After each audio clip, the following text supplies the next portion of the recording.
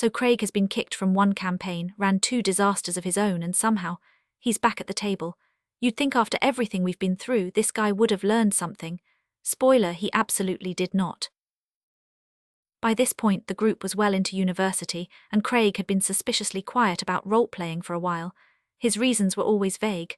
Maybe he was busy, maybe he was embarrassed, who knows. During a winter break, our narrator threw together a Hunter, the Vigil campaign using pre-made scenarios. That's a World of Darkness game, think modern horror, monster hunting, that kind of vibe. The first scenario was called Blood Drive, escorting a vampire from New York to Chicago, and honestly, it was a total blast. No drama, no meltdowns, just good fun.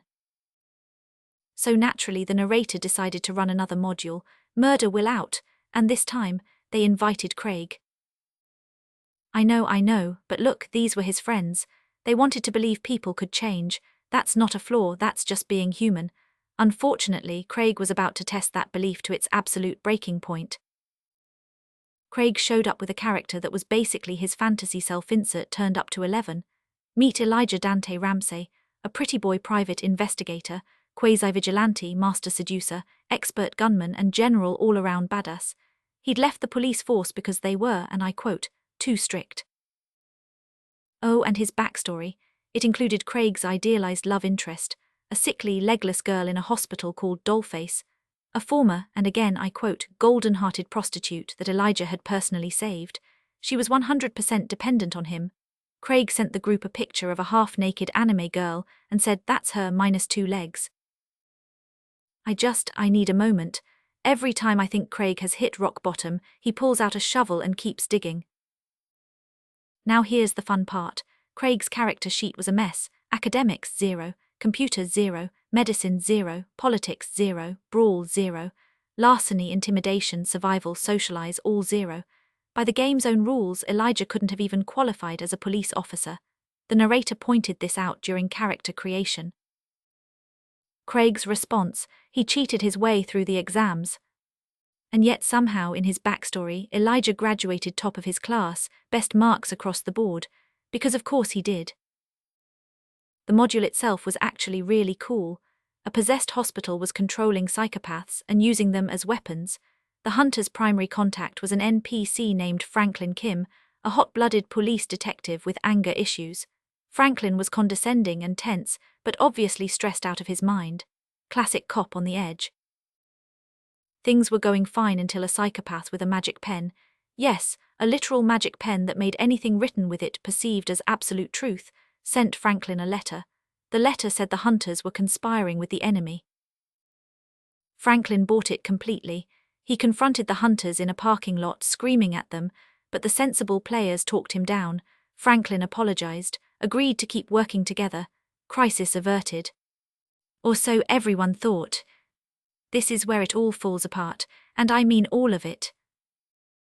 The group was getting into a car. Franklin sat in the front passenger seat, a perfectly normal thing to do, but Elijah, Craig's character, demanded that Franklin move to the back. Franklin refused because why would he? He's a police detective working a case. He doesn't take orders from some dropout PI. Craig lost it. Elijah screamed, and I need you to hear this in the most unhinged voice possible. You go sit in the back, you mother f***. Franklin, being a cop with 0 patience left, fired back, called Elijah a dropout nobody. And then Elijah pulled his gun and shot Franklin through the kneecap. Over a car seat, he shot a police officer, their primary ally in a life-or-death investigation, over who gets to sit in the front of the car. I have played a lot of tabletop RPGs, and this might be the single most unhinged player decision I have ever heard of. But it gets worse. Elijah wasn't done. He dragged Franklin out of the car and threatened to, quote, take the other knee. Fortunately, Franklin wasn't stupid. He'd called for backup before confronting the Hunters. Police arrived. Elijah surrendered and was arrested. At the table, Craig was fuming, visibly angry. He asked if he should just leave since his character was put out of commission. The narrator said the other Hunters could try to get Elijah released. The other players tried to convince Craig to stay, to work with them. Craig started packing up his things, walked out to the hallway, started getting dressed. And then he came back. Craig stormed back into the room, fully dressed, coat on, and just erupted, incoherent screaming, wild accusations. Everything he'd apparently been bottling up for years came flooding out in one explosive moment. Everyone was, quote, spiteful idiots and bad people. The narrator was some form of monster who had it out for Craig. A terrible ST, a horrid friend. The narrator had apparently been harassing and persecuting Craig this entire time. Despite the fact that Craig had never, not once, given any negative feedback when asked, every time someone checked in with him, everything was fine, everything was great, until suddenly it wasn't. Craig's final words, screamed at maximum volume, pointed directly at the narrator. "I never want to play with you again, you in particular." He slammed the door so hard it probably woke the neighbors, and just like that, Craig was gone. You know what the best part is? After Craig stormed out after all that screaming and door slamming, one of the players, Jacob, just looked around the room with the most deadpan expression and said, "Well, shit, let's play a round of Munchkin to calm ourselves down." Absolute legend. Craig erased all contact with the group, went completely AWOL, blocked everyone, vanished. And the group's reaction?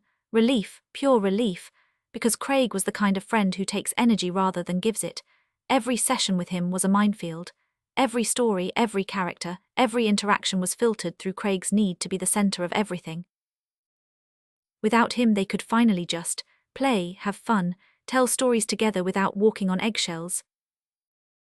They pieced together what they call the puzzle of Craig, all the red flags, all the warning signs they'd ignored out of friendship. And sometimes when they're sitting around the table, they'll bring up one of Craig's shenanigans, not out of malice, as a warning example, a reminder of what happens when you let one player's unchecked ego poison an entire group. The narrator heard that Craig eventually got a girlfriend. He hopes Craig treats her well. He hopes Craig figured out that his idealized fantasies are incompatible with reality. But honestly, after 4 parts of this saga, I wouldn't bet on it. And that, my friends, is the complete saga of Craig. From his first campaign to his final meltdown, 4 parts of escalating insanity that prove one universal truth about tabletop gaming: the real horror stories aren't about monsters or demons, they're about that guy at the table.